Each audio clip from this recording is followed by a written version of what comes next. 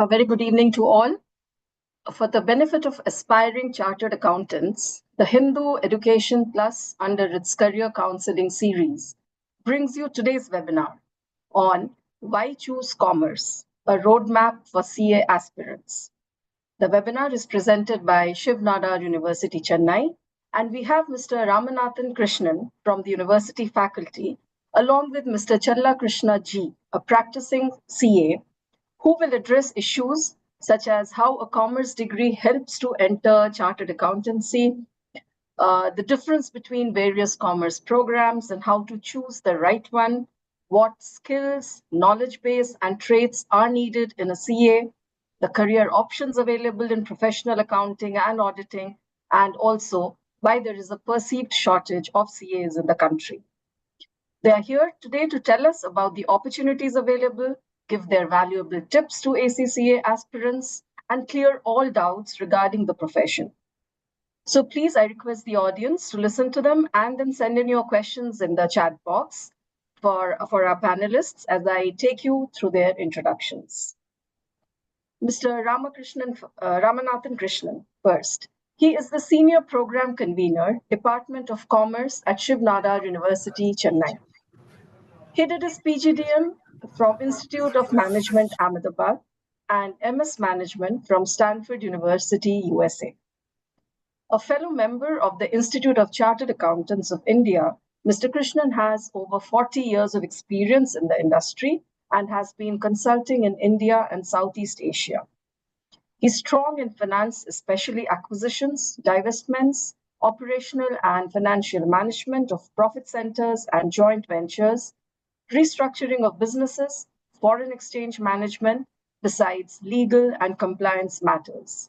He also has significant experience of building enduring relationships with MNCs and managing multi-country operations. Mr. Krishnan set up the Greenfield operations in India and also worked in SB Bilimoria and Company and the Claridge's Group in India and with JG Group in Singapore, Indonesia, and India.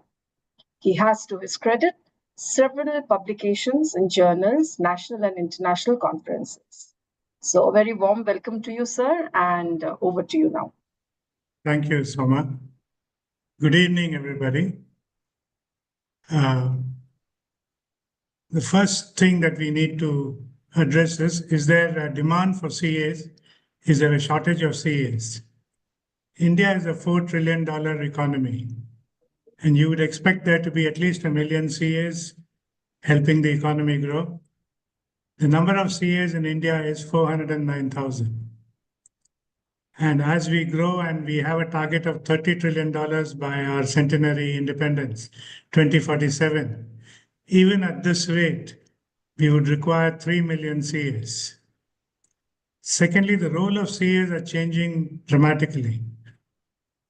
From being just an accounting auditing practitioners and tax practitioners, CAs are now deeply involved in finance strategy, and CFOs are literally next only to the CEO in terms of their inputs.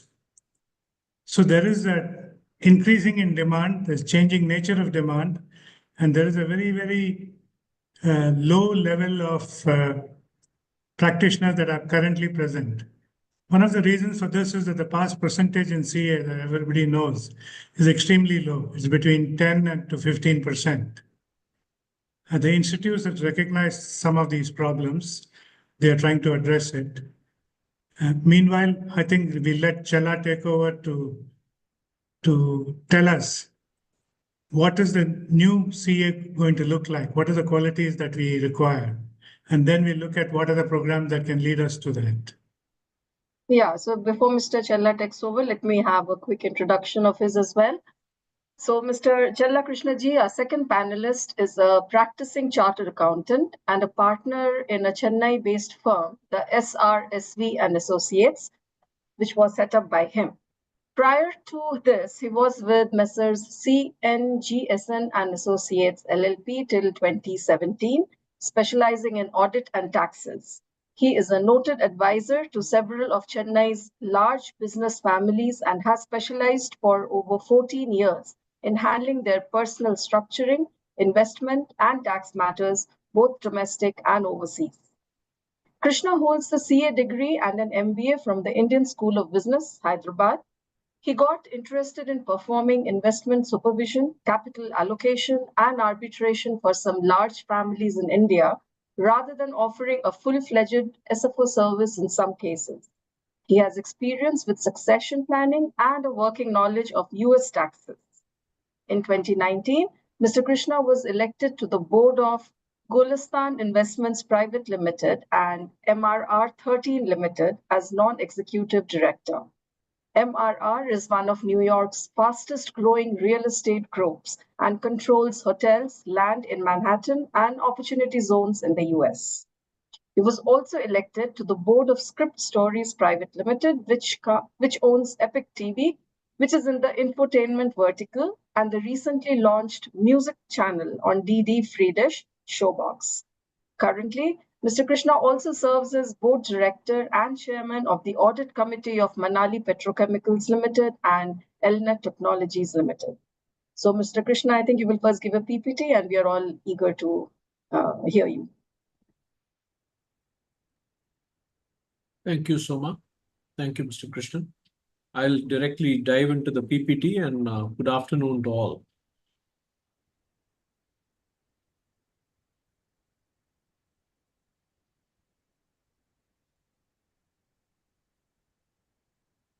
Yeah, so I'll begin by a short presentation on why choose commerce and a roadmap to CA aspirants. I'll label it that way. I will, from my perspective, I'm talking from the perspective of being in practice as a close observer and participant in many board managed companies, as a CEO coach, and as a family office advisor.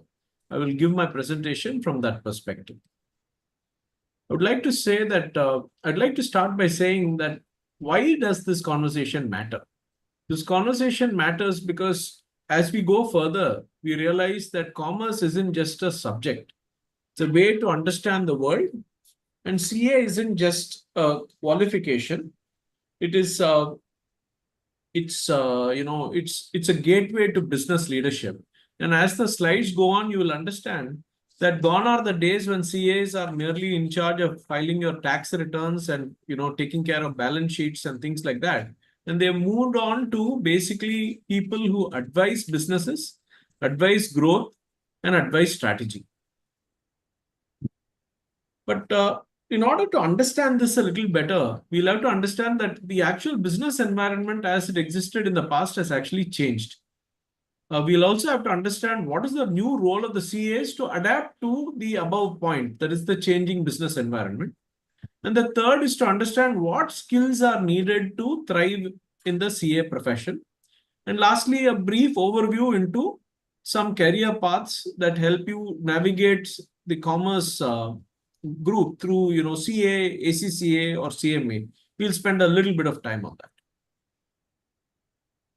If you look at it, the fundamentals of its digitalization is perhaps one of the most important things that we see today in the world in terms of the changing business landscape. That's because almost everything has gone digital. If you look at a reasonably large loan company today, it would be having, say, 40 lakh loan transactions. And everything will be digital, and everything needs to be, delivered in terms of a annual report or results before the end of May, even if the year begins or ends. Ends on the 31st of March. So just imagine, you will all be familiar with a Swiggy or a Zomato.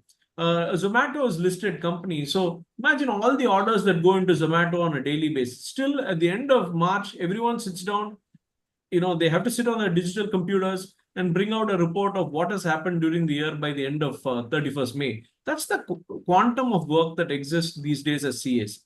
The second thing is the cross-border regulations have changed. No company operates just in India. A lot of companies have started to move globally. They have small subsidiaries abroad. They have small branches abroad. A lot of foreigners take interest in India. So we'll have to know all the global cross-border regulations and global taxes.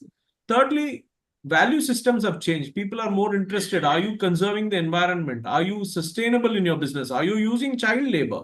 These are all questions that a CA has to look into, and a social audit angle has entered the CA profession. Fourthly, AI and automation and analytics have entered. No longer is it enough if we say, how is this company doing? Rather, how is it doing this quarter? What did well this quarter? Which are the products that are showing a price rise? How are my costs increasing? Predictive analysis is really something that's become important. And lastly, all of us have understood the word startups. Today, startups, everyone wants to be an entrepreneur, and while being an entrepreneur, raise finance, undertake projects, etc. So, in order to see these enhancements in the business landscape, one must first understand these enhancements and changes in order to better appreciate the CA profession. See, from the modern CA is more than a number cruncher.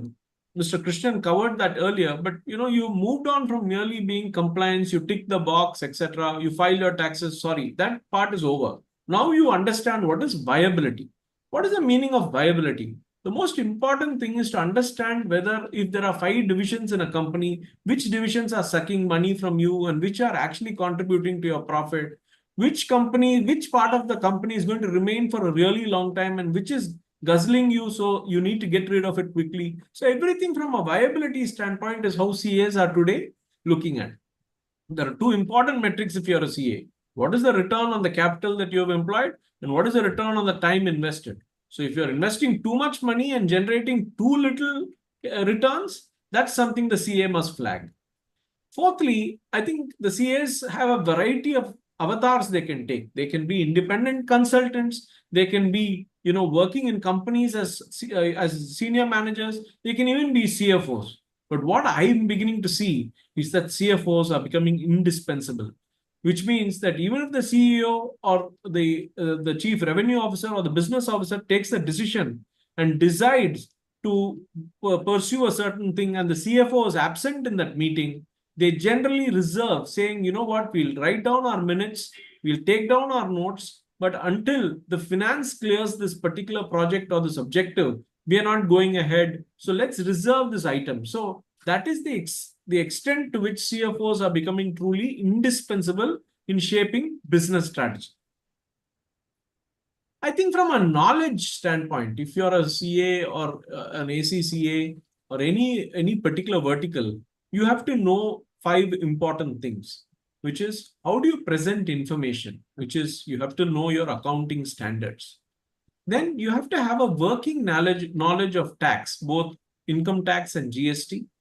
You have to have a very good understanding of law. In other words, how much of law, if you look at it, most agreements are prepared by lawyers, but they will send it to the finance professional in the company to vet it and check whether it fits the overall company's objectives.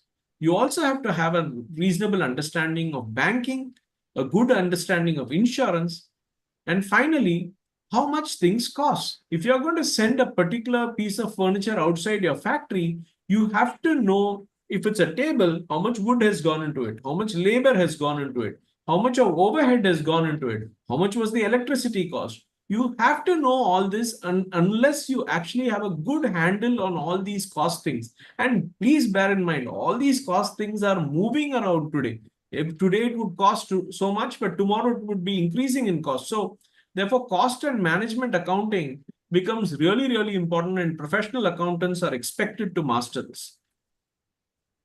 Today, there's a very, very, very important intersection happening. Commerce graduates like CAs are intersecting with computer science. And how is this happening? Because at the end of the day, as I told you, these volumes are very, very large. Let's say you are running a very large finance company. There will be something like 50 lakh loan items which people would have given out. So who is going to sit and read all the 50 lakh loans and see who has defaulted or who has paid their loans, or what is the interest charge, or who has paid it on time, who has delayed it? No one has got the time to go through 40, 50 lakh. Earlier, there used to be 100 loan accounts, 200 loan accounts. It was possible. So that is where technology comes in. You use Excel, important software like Python. You use something called SQL, which helps you to talk to the database and find out from the database what the various data represents. Then You also have something called Power BI, which is like totally data visualization. Imagine you can't talk about 40 lakh loans and instead you just draw a diagram. And lastly, you will have to understand how financial modeling works. In other words, how is it behaving today? If there's a 10% increase in cost on a yearly basis, how is it going to look after 10 years? So all of these things need the help of computer science. In my personal view, I think CA is a profession which focuses on law, tax, and audit. If you look at the other stream, which is ACCA, that is more global. You want a more globally accepted degree, knowledge on international accounting, which is called IFRS. That part is more relevant in an ACCA. If you look at a CMA, there's a CMA India and a CMA US. Management accounting becomes important, which is once again, which I told you, the table example or the furniture example. What is the cost of the item? What are the strategies that we should develop if the cost of wood goes up by 10% this year, if you're going to make a better quality furniture? So that strategic costing basis is very, very helpful when you do a CMA. So each path suits a different aspiration, and you should choose based on what your personal goal is. Now, see, very importantly, how do you prepare for this journey of going down the commerce stream? That's very, very critical. So one is, I think it helps to choose commerce with a bit of maths and economics. I think reading, if you're not having maths or if you're not having economics alongside commerce, that's okay. But do read up a bit and be a little more prepared on especially economics. A glance of the Economic Times helps. Build consistency and conceptual clarity. There's no chance of any reading up in a big way and learning up the concepts on a mugged up manner. It really won't help unless your concepts are clear. That's something you need to work on. The greatest benefit of CA by a distance is the articleship that it offers from a real world perspective. Currently, I think it's a 2-year articleship that's necessary. And from a work experience and a return on time spent perspective, you get a chance to work on real life data. You get a chance to work on real problems, sit with real clients, solve leadership issues. You will have one junior under you once you cross 2 years. You will have a chance to visit a board meeting if you're lucky. You will have a chance to be part of an annual report preparation if you're lucky. I would say the articleship is by far the greatest learning experience that one could ever get. Then developing tech and soft skills, I've already covered this. Soft skills is very important because these days, apart from talking to your company people and your employees, you also have to talk to regulators, the income tax authorities, the SEBI, the stock exchange. All of these people, it will not be easy just to say what you're saying. They'll have to understand what you're saying in the language they speak. So persuasion, negotiation, these kinds of soft skills become really important from a chartered accounting or any commerce stream perspective. The soft skills are as important as the tech skills or the hard skills. We need to stay updated. If you read last year's act and go to a discussion this year, it won't work. You need to be as updated and read as much as you can. And you need to seek mentors because ultimately you need people to see it from a 35,000 feet level to tell you, boss, you're going wrong. This is actually not relevant. What you're doing is not important. So from my perspective, the future is bright. CAs are becoming risk managers, advisors, CFOs, and ethics will define future successes. Unless you're ethical, unless you follow the law, there's no getting around it. Commerce will give you the tools, and CA will perhaps give you the credibility. I think it's also important to stay in touch with science. While the stream is talking about commerce, and I believe that commerce is the best, great line at this point in time, it's also helpful to read up on science because venture capital, deep tech, manufacturing, suddenly you go advise a manufacturing company, they may talk about amines and polyols, and deep tech companies may talk robotics, and VC companies may talk biotech. So some working knowledge of science by reading publications or the science section of the newspaper, etc., keeps you in regular touch of what is it as a commerce person you will need to understand to overcome the science doubts. So otherwise, you don't want to be overwhelmed by too much of science talk. So you need to have enough of a basic working knowledge to also understand what's going on. And lastly, I think it's very important to combine skill with curiosity and a lot of discipline. And there's no, very little time for any distractions in order to thrive in this market. So thank you. And I think I'll stop my sharing. Thank you, Mr. Krishna, for that beautiful explainer. And I'm sure the attendees have really gained from that presentation. So we'll come back to you, Mr. Krishnan, for your presentation. Sure. Now that CHLA has mentioned what is it that a future CA looks like, let us see what is the path that is needed to reach there.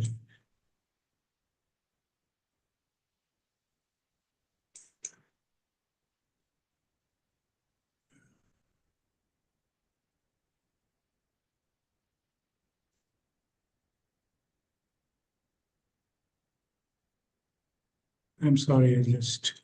No problem.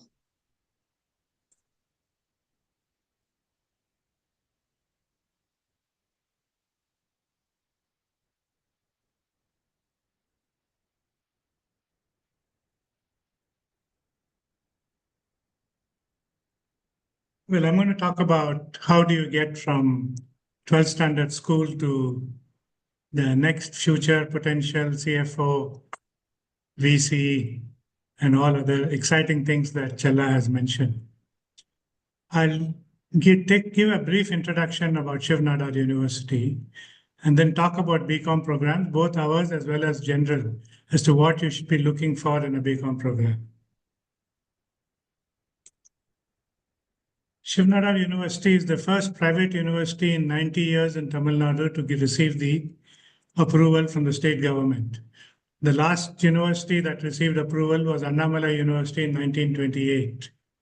There's the Shiv Nadar University Act of 2018, promulgated by the state legislature, giving us permission to start a private university. Our programs are approved by the UGC, so all our BCom as well as the BTech programs are recognized in India. One of the advantages of being a private university, and that to a new private university, is that we can design the program ground up without too many constraints. We need to fulfill UGC requirements, but we can go much beyond that, and we have a very quick turnaround time. So we have decided to have several programs, each with its own focus, and therefore the domain knowledge for each of them will be a little different. And we also focus on skills targeting the employability requirements. In commerce, we offer two programs, BCom Professional Accounting and BCom Honors. I'll be talking largely about professional accounting that is focused towards the CA qualification. First question, is an undergraduate program needed to qualify for a CA? Strictly speaking, no. From school, you can take the foundation exam, you can study on your own, take the intermediate and do your articles and write the final exam. But one of the things that we find is that people who take this approach, it's a very unidimensional development. They know only the CA material.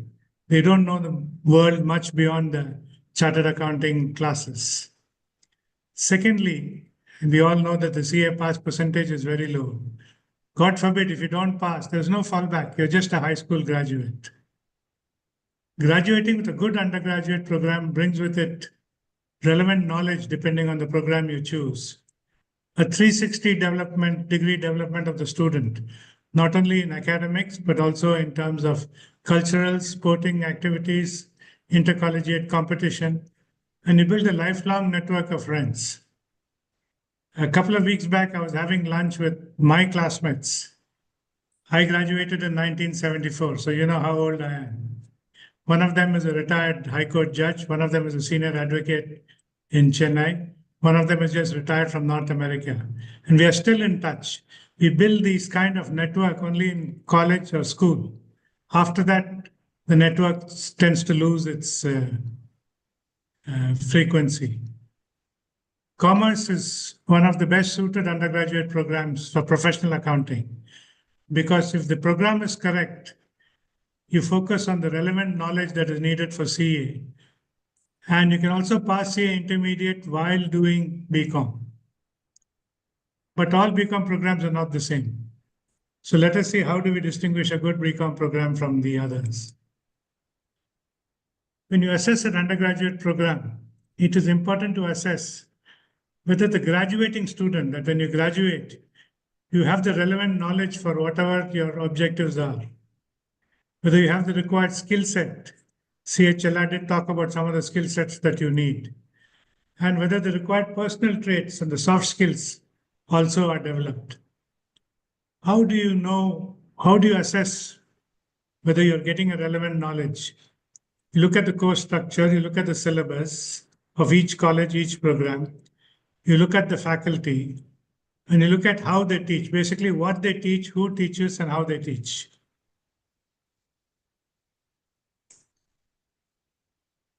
Now, as I said, we have two programs, BCom Professional Accounting, which focuses on the CA end of it, and BCom General, which focuses on the finance field, investment, commercial banks, private equity, insurance companies, etc. In this presentation, I will focus largely on the BCom Professional Accounting. Our Professional Accounting program is a 3-year program for people who've decided to pursue a career in accounting. The curriculum is fully mapped to the CA syllabus in addition to the UGC guidelines. The students will be prepared to write the CA Institute's foundation exam after the 2nd semester, the intermediate exam after the 4th semester. They can't write the final exam without doing 2 years of articleship, but courses relating to the CA final exams will be offered in the 5th and 6th semesters, either as core requirements or as electives. Our faculty are specialists in the subject. They're all PhD holders in the discipline. And the distinguishing feature of our program is that our business mathematics or commerce is taught by PhDs in mathematics, not by PhDs in commerce.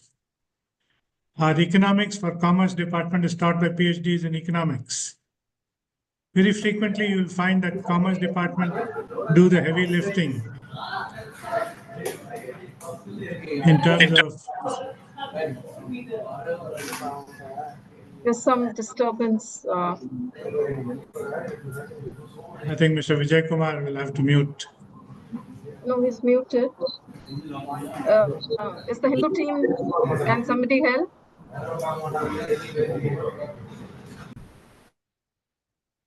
Yes. Yeah. Very frequently you find that in some of the colleges, the commerce faculty will be teaching marketing one semester and will be teaching business law the next semester. Whereas in our case, it's all PhDs from the specialty. So they teach out of their experience and their expertise, not out of a textbook. These PhDs are earned from reputed institutions like IITs, JNUs, etc. And practical subjects like accounting, commercial taxes, and taxation are taught by practitioners. They're taught by chartered accountants and company secretaries jointly with our faculty. We do have management electives that are taught by industry experts, people who have been chief marketing officer, chief operations officers, etc. And our departments collaborate with each other in offering multidisciplinary subjects. I think CHLR covered many of these aspects. We expect the graduating students to be proficient in accounting, taxation, proficiency in managing finance and investment, accounting software, MS Excel, Python, Tableau. We expect them to have strong numerical skills, use R, SQL, Power BI in terms of analyzing data, have problem solving and critical thinking skills, and also soft skills in terms of written communication, verbal, interpersonal skills, ability to make presentations. So when you assess a program, you'll have to see what does that program offer in all these domains, not just in terms of the commerce knowledge. We get a constant feedback from industry, and this helps us to quickly introduce additional courses as needed. When our first batch went for their internship after the 2nd year, we got a feedback that yes, they're good in Excel, but they can be much better. they can do much more. So from a one course Excel in our curriculum, we introduced 2 additional courses so that they had a 3-course Excel. And this time when companies came for placement, they said, wow, their Excel knowledge is unparalleled at this level. We have a course on communication, teamwork, and leadership that is completely experiential. People do exercises rather than just read about it. All our students have placement training, 70 hours where they are trained in group discussions and interviews, how to present the case. And right from the first semester, they have to make presentations, either group or individuals. And many of the third year electives have a Viva component in it where their entire course, there can be questioned over 10 or 15 minutes. Our infrastructure, we have an internet communication enabled teaching. There's an online digital repository for lectures, course materials. Sometimes the exams are done through our learning management system. It's a completely Wi-Fi enabled campus. All classrooms have got fully equipped with LCD projectors. And the best thing about our campus is it's completely green. We have 20,000 trees over last count, and we are still planting. What do we require for our BCom professional accounting? 12 standard pass with a minimum 75% average. Commerce accountancy subjects are not essential. In fact, some of our best students came from non-commerce background, some of them from science, some of them from arts, economics. We offer bridge classes in accountancy in the first semester so that they can pick up whatever is needed. But it is important that if you don't have mathematics background in the 12th, you have quantitative aptitude. We can teach people the quantitative skills, but you shouldn't have a fear of maths. That's all we ask for.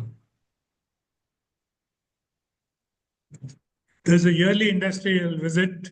Our students have visited Ramco, cement manufacturing, Sundaram Fasteners, Adani Ports, and they do internship and placement. They are sufficiently trained in that.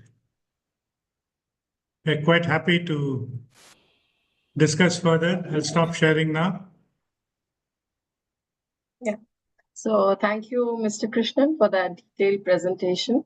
And questions have started coming in. And what I gather is, I think many high school students who are on the threshold of perhaps choosing their streams or choosing their careers, they are putting questions.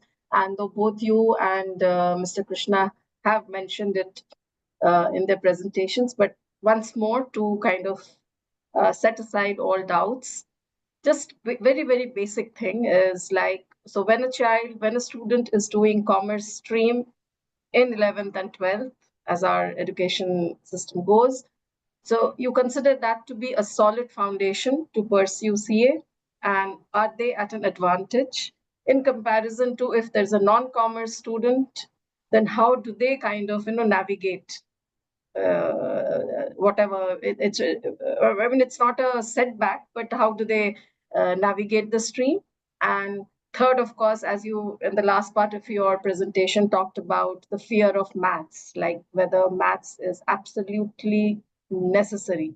So these three little subparts of one large question, which are also figuring in the questions from our audience, if both of you could just quickly I'll take it summarize. first briefly, Yes. and then CHLA can give us the benefit of his experience.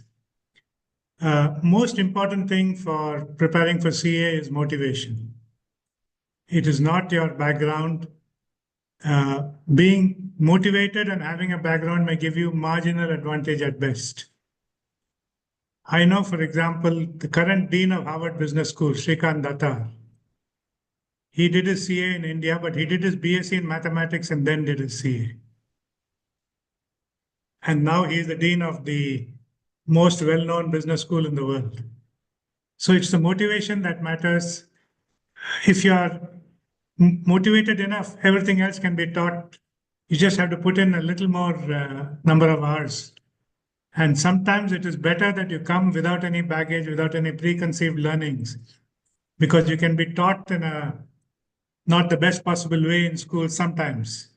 Whereas when you come to college, you start on a clean slate. That's an advantage. Fear of maths is something that you need to get rid of. If you don't have a maths background, we can teach you the maths.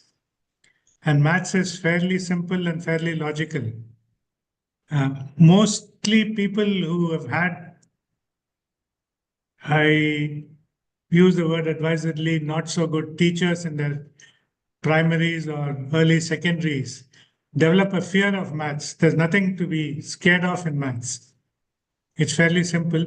What we want you for CA is to be numerate rather than to be a specialist in maths. You should be able to understand the numbers, how the numbers move, and be able to visualize it. CA does have in Foundation one compulsory paper in mathematics, which needs to be passed, which is not particularly difficult. But you'll have to motivate yourself to do it. I think perhaps Chella can add a few things on this. Yeah, maybe a couple of points. I think, Mr. Krishnan, you covered that. I also agree. In fact, we have several people who came to our office to do articleship or anything like that. Even none are bachelors in maths. So you're right. It's only the aptitude to learn and the numeracy, which is very important. The other thing is, I think logical thinking helps. I think to think logically, especially in matters of corporate law, if this happens, what's the cause and effect? I think that understanding of cause and effect and looking at it little scenario based. If this happens, fine. If this happens, right.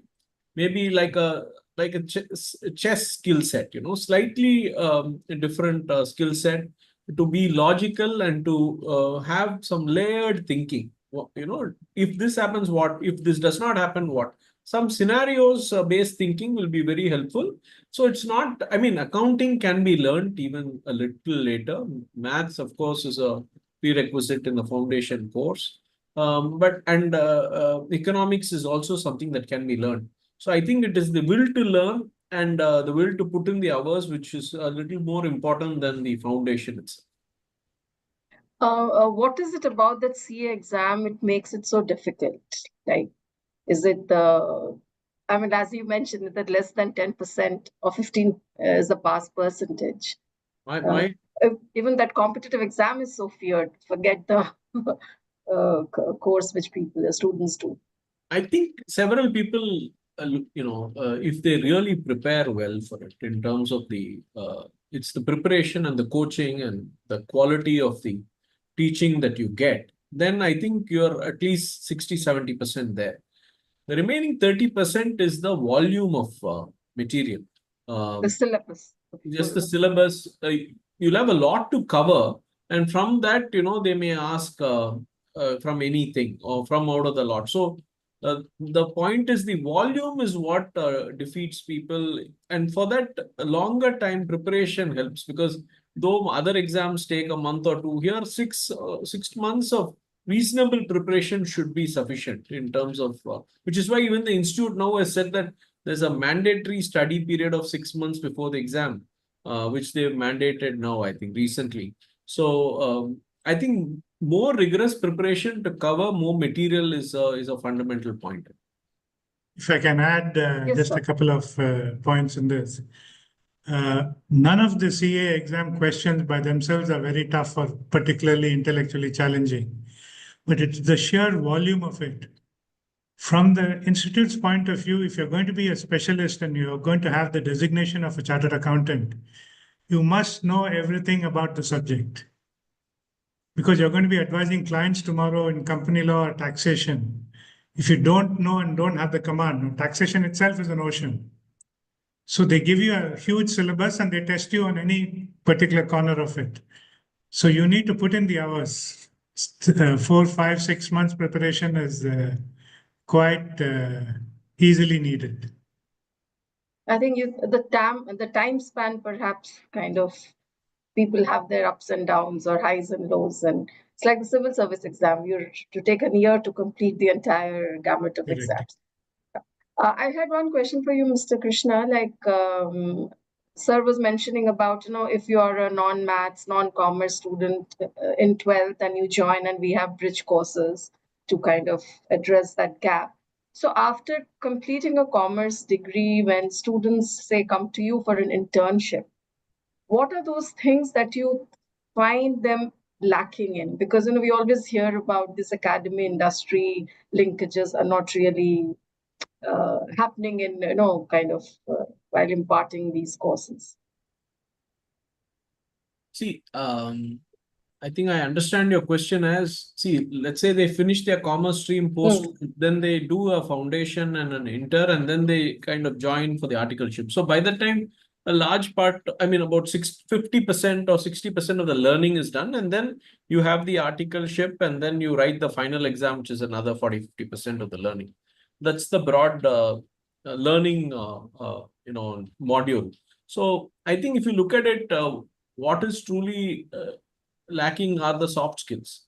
I think when they come in, writing emails, writing, so because the institute to a large extent, once you pass the intermediate exam, takes care of some of the hard skills, and of course, institutions where the BCom is done, they take care of it. So I think the soft skills, the ability to do computer science in terms of working on the computer and making detailed notes on that and preparations, that's I think that's a bit of a clear issue which needs to be overcome. Okay. So sorry. Now a good number of questions have come in, and I'll now start taking them. Mr. Krishnan, I think this is a concerned parent. Tessie Matthews wants to know, how can we identify the taste of children in commerce while they are in school itself? How can we identify the taste of children in commerce while they are in school, while they're still in school?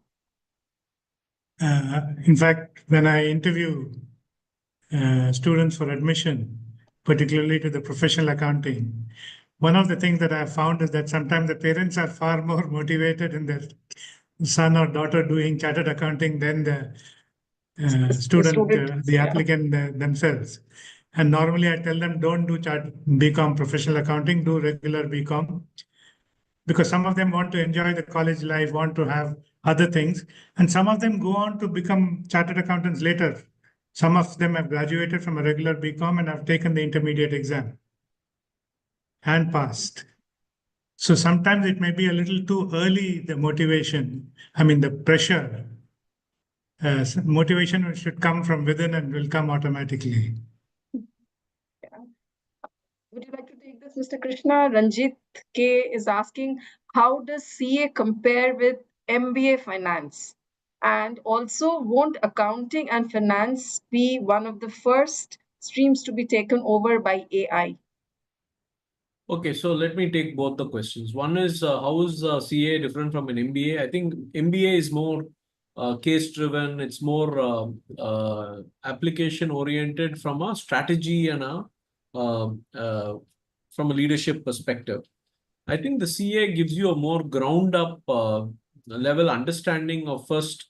It's like it's very good. The MBA gives you a good understanding of what speed to go at in a car, what is ideal, what should be the curve speed when you curve the car, when you turn it, etc. What gears should you drive in? Those are good. But I think an understanding of how the car itself is built is given by the CA. More greater understanding of the brick and mortar of a business is understood in a CA, which helps then to appreciate how the car should be driven. I think it's almost like a mechanic to a car. You kind of assemble it yourself, you kind of put it together. I think that very granular level understanding which you get in a CA, you will get very different things in an MBA, like strategy or discussions or leadership or marketing or things like that. But I think the nuts and bolts are strong in a CA. That's my understanding. And then on AI, I think AI is great for everything. It's going to perhaps replace a bit of regular day-to-day accounting per se. But I think the CA brings in the element of judgment, which, for example, if there are two projects that we are running, and which one should we not take up and which one we should do based on the viability example that I gave in my earlier presentation.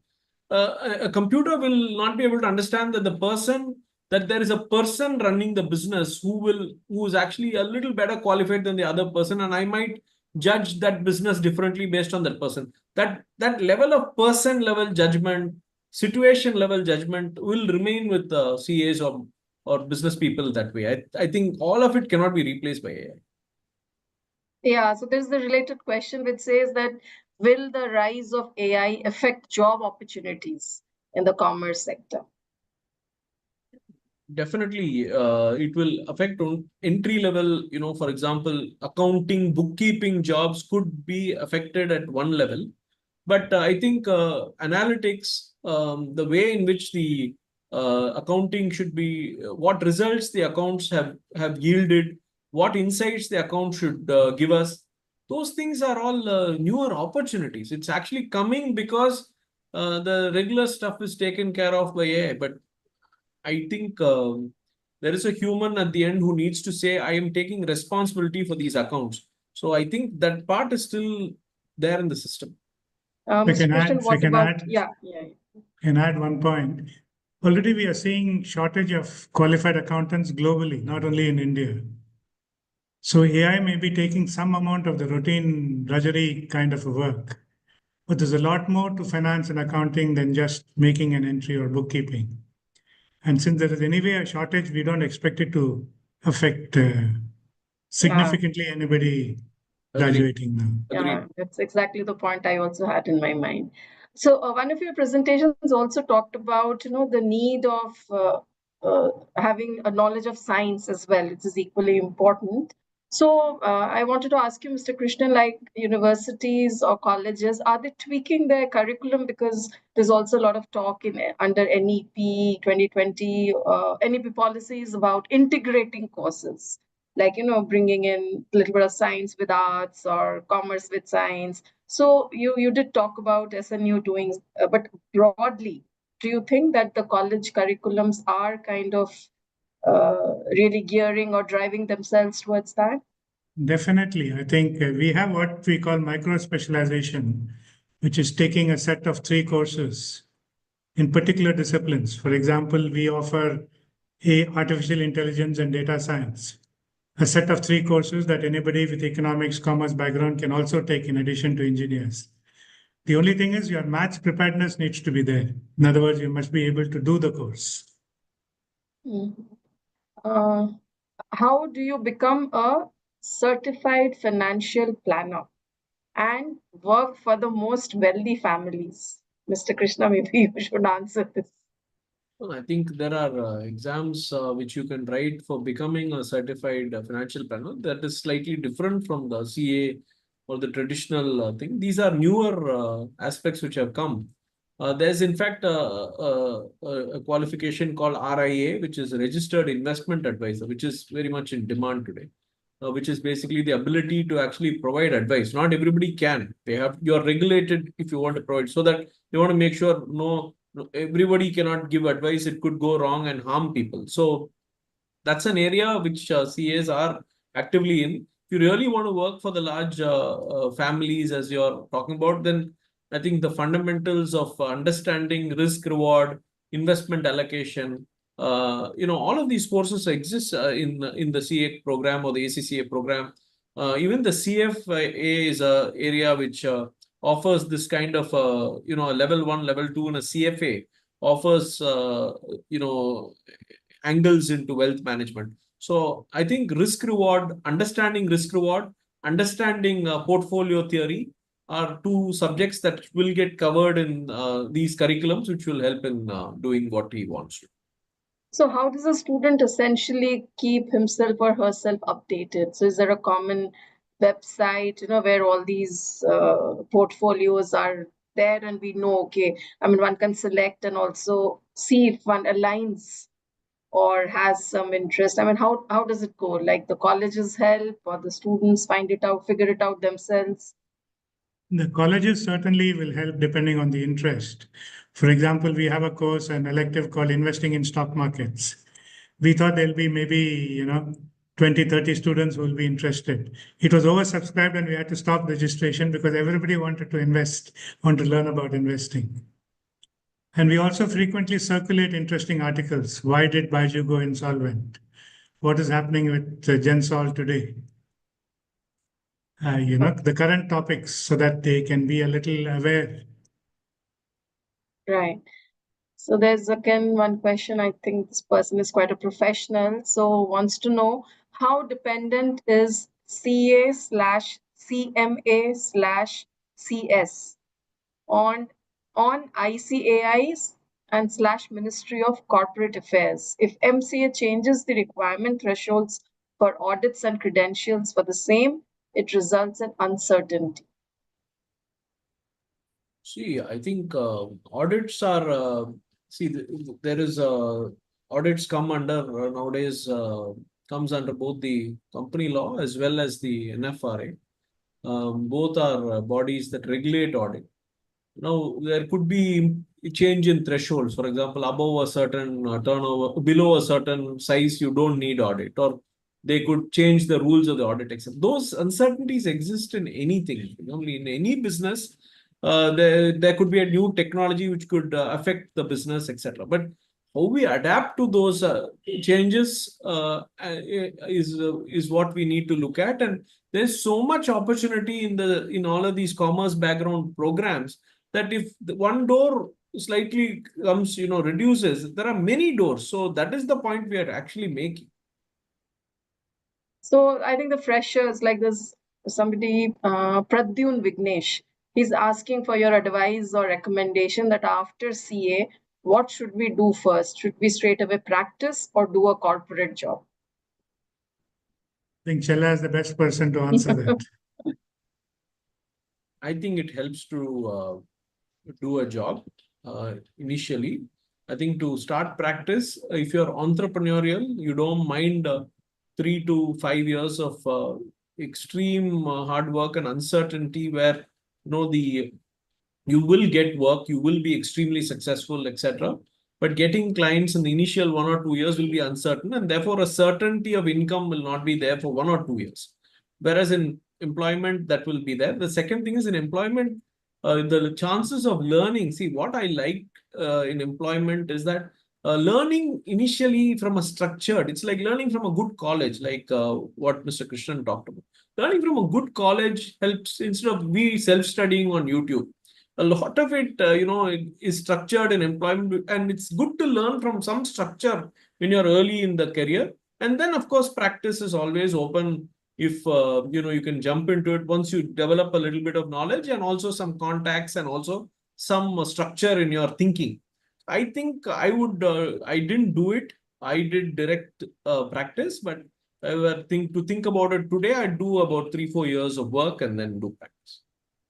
Mr. Krishnan, somebody is asking about the SNUCEE exam structure based on the subjects given. So whether the student should pick the subjects and then come to the center and tell the facilitators what they want to do, or what can they expect from this particular exam for commerce stream?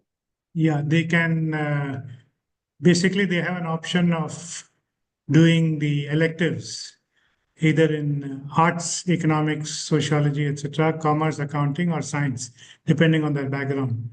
But they can choose, and at the time of taking the exam, they can make a choice. Karthik is asking about overseas entities offered placements for the badge over students. So do you understand this question? I'm not very sure. The badge is what? No, we've had one graduating batch. Most of them have been placed domestically. A few have gone abroad for their masters in management. Mm-hmm. Yeah, so there are questions about if we want to settle abroad after doing CA. What are the options? I think the Institute of Chartered Accountants is working with many of the institutes in terms of a reciprocal arrangement. Maybe Chella can tell us more about it. The opportunities abroad. Whereby a qualification year with the addition of an ethics paper will be recognized in that country. Yes, I think definitely the CA qualification is slowly. I think one thing is it is today a global degree in the sense people are recognizing it world over. but the right to practice, etc., comes in those jurisdictions after you get the licensing requirements in those jurisdictions. So, if you want to, for example, there's a CPA program in the US which you need to do and also pass the tests in the various states, and you want to practice there. So that's separate. But as a CA, getting employed or doing work abroad, even doing financial reporting or working in the finance department of a company abroad, etc., is very, very common these days. And with the help of technology, if that person has a reasonable grasp of technology, of things, packages like SAP, Oracle, that ERP knowledge comes in, then that person becomes globally mobile. So the global touch comes in with a CA and a bit of an ERP bent, which helps a lot in becoming globally migratable. So, what is the difference between an ICAI CA course and the ACCA CA course? And which, according to you, is best suitable for an aspirant who wishes to start early in the profession? The ACCA it's a London-based qualification. You're not permitted to be an auditor in India with that. In other words, you can't sign balance sheet as an auditor. Though you can be an auditor in some countries in the Middle East and Malaysia, etc. The CA qualification gives you the right to practice here in India. So depending on what is the objective, if the person is intending to practice abroad in the Middle East or in Malaysia, etc., an ACCA would be sufficient. In fact, a CA will not be enough because you'll need to get the licensing requirement of those particular countries. So another supplement question from Sandhavi is whether BCom professional accounting is only for CA or is it available for ACCA and CMA? At the moment in Shiv Nadar University, Chennai, we are discussing with ACCA in terms of getting exemption for most of their papers so that our students will have to write minimum number of papers. The discussions are ongoing. So in a public forum, I cannot comment anything on that. Okay. So Nisha Naidu is asking about admission to PG, MBA and finance at Shiv Nadar. Is that also Shiv Nadar does not have a PG in MBA. There is an MBA with SSN College of Engineering, which is a sister college. But Shiv Nadar University, Chennai does not have an MBA as yet. So Shiv Nadar kind of gives importance to class 12 marks or the entrance exam score? Class 12 marks we use as a cutoff that you must get a certain minimum.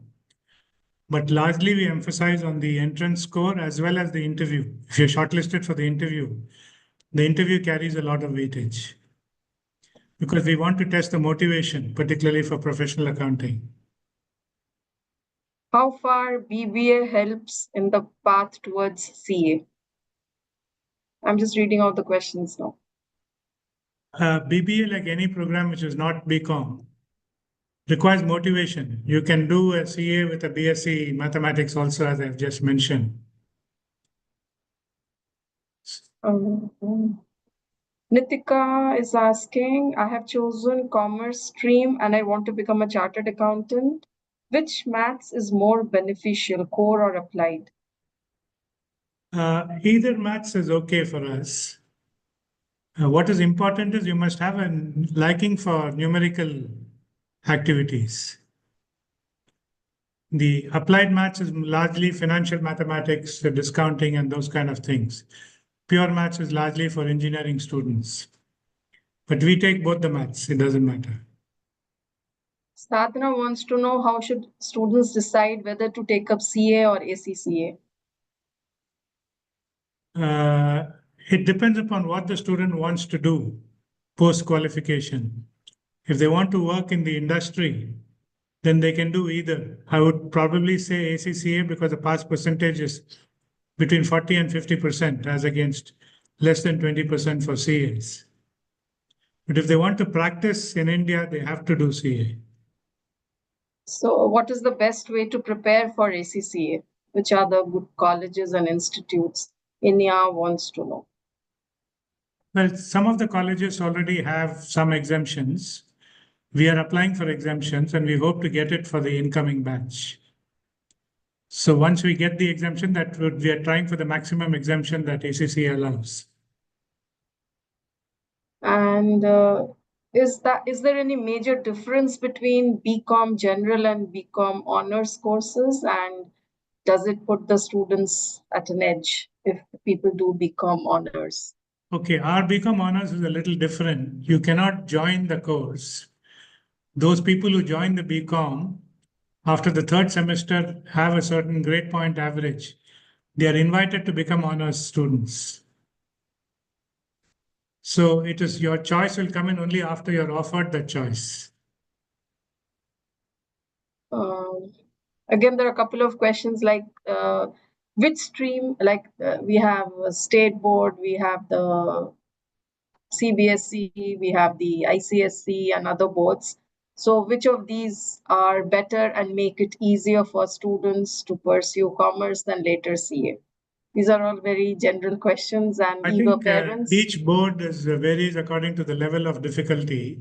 Sometimes the state boards seem a little easier when we look at the marks, but we use the 12 standard grades only as a cutoff.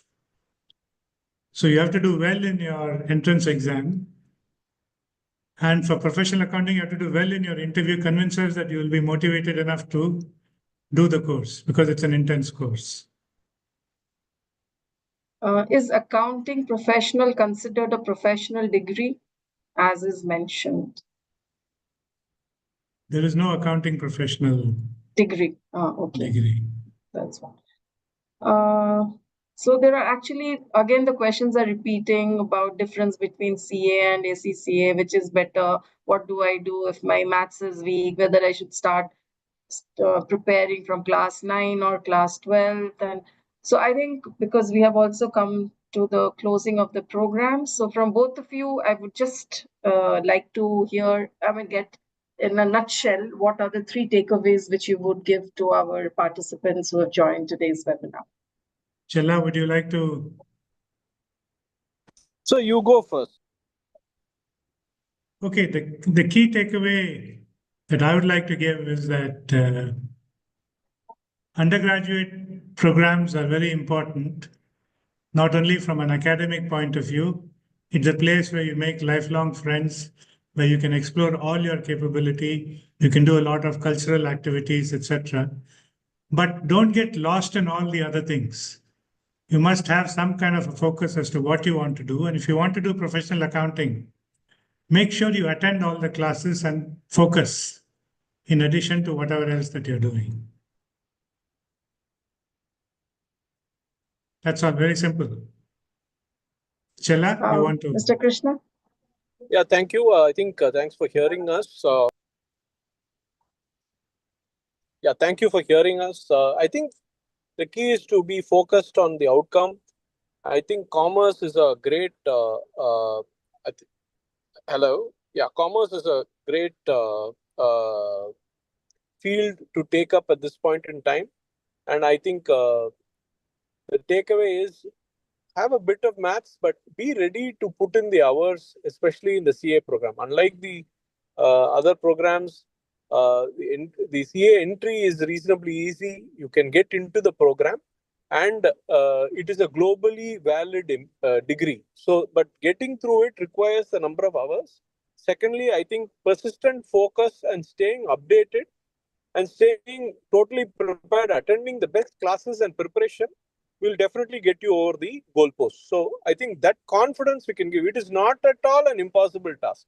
It is a fairly doable, simple task, but requires 6 months of preparation. Thank you. And Mr. Krishnan, actually, there are lots and lots of very SNU-specific questions. People want to know about the course structure, the admission fee, the admission pattern. Most of it is in our website, timings. And they can also post the questions in the website. There's a space there for questions that they can ask. And we'll respond to it quickly. They can visit the campus anytime. They're always welcome. Thank you. So with that, I would like to thank everybody for joining today's webinar. Thank you, Mr. Krishnan and Mr. Krishna, for sparing your valuable time and clearing so many points regarding study of commerce and chartered accountancy as a profession. A big thanks to all the attendees for listening to the panelists and sending their questions. Today's webinar on Why Choose Commerce, a Roadmap for CA Aspirants was presented by Shiv Nadar University, Chennai under the Hindu Education Plus Career Counseling Series. Thank you all once again. Thank you very much.